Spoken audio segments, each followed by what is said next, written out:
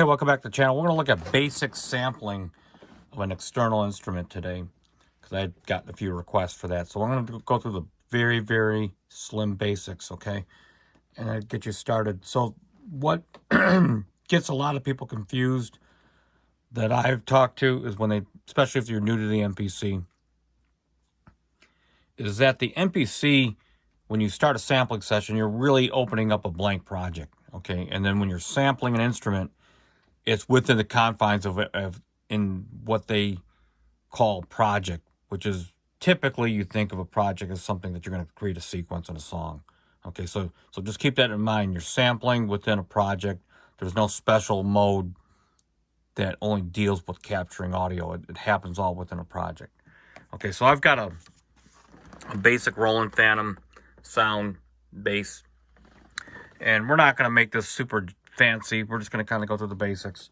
So I've got the MIDI in from the Phantom into one of the MIDI out ports of the MPC, and I've got the main outs of the Phantom into inputs 1 and 2 of the MPC itself. Okay, and so I'm going to use the MPC in controller mode to do this, but the general principles are the same when you do it in standalone. Okay, and so like I said, we're going to go through the basics. So the first thing you want to do, if you're using the MPC as a sound card, just keep in mind that this is like the old Pro Tools M box where this goes between your monitoring what's coming in and monitoring what's coming out. So I just keep it halfway up so you can hear both. Okay. All right. So I'm going to make sure that the Phantom port is lined up, which it is. And I'm going to make sure this is record enable. All right. And then I'm going to go into audio. I'm going to make sure this record is enabled. I'm going to hit input configuration. And I want to make sure that the input signal of the audio is coming on the proper channel, which is 1 and 2. And you can, it's just like recording a vocal in essence, okay?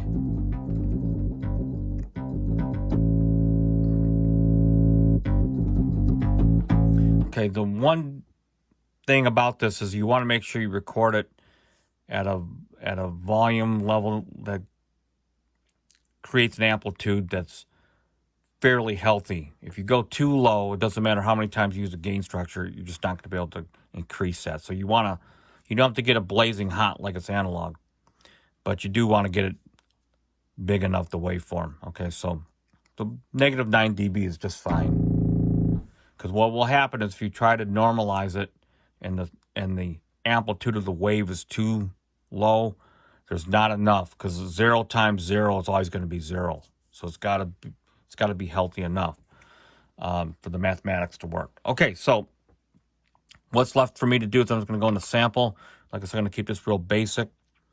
I sample many different ways outside of the MPC, but in this case, this works extremely well for a sound like this. And I'm going to make sure the audio is lined up. So we're going to go into 1 and 2.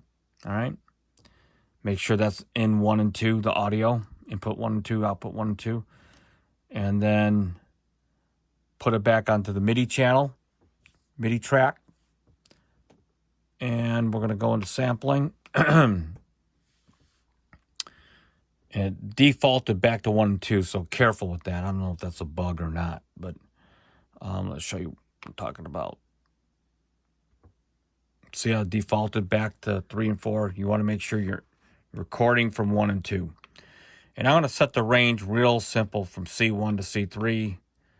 And then we'll just do one layer for this example. 5 seconds is fine. A little trick, make sure you name. So when you name this is going to be your sample name. So I'm going to keep it real short. Almost like a little barcode. All right.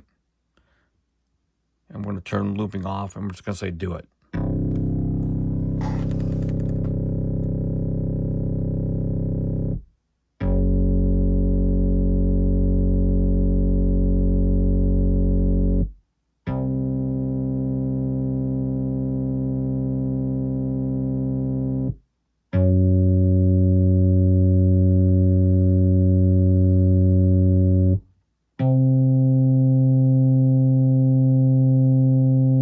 Okay. And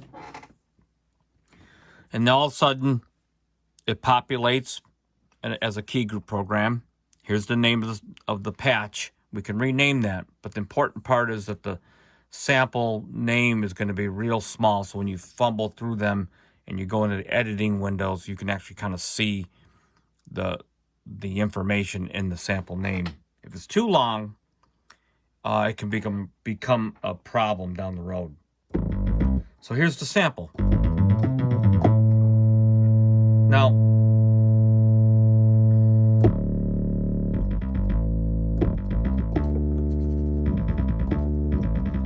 it's very dry. There's not a lot going on. It's just the audio, the real basic of basics, okay? So,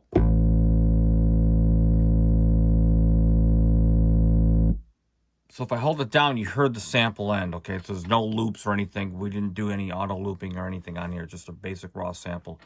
Okay, so, and we're not even going to really cover editing today. Just managing, capturing your sample. So at this point, nothing's saved. It's still in the memory of the session. Okay, this is the stage where you can name it, name the patch. So I'll call this base YouTube. All right. And now we can save this sample. It's going to save the sample and the patch itself. So what I'm going to do is I'm going to save program. And it's going to give me a dialog. I'm going to save it just as in my documents folder. So we'll call this demo base.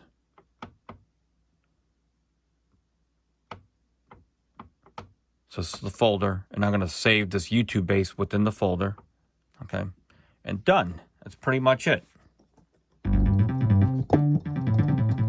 There's no pitch bend, there's no loops, there's no crossfading. It's just real basic stuff. All right.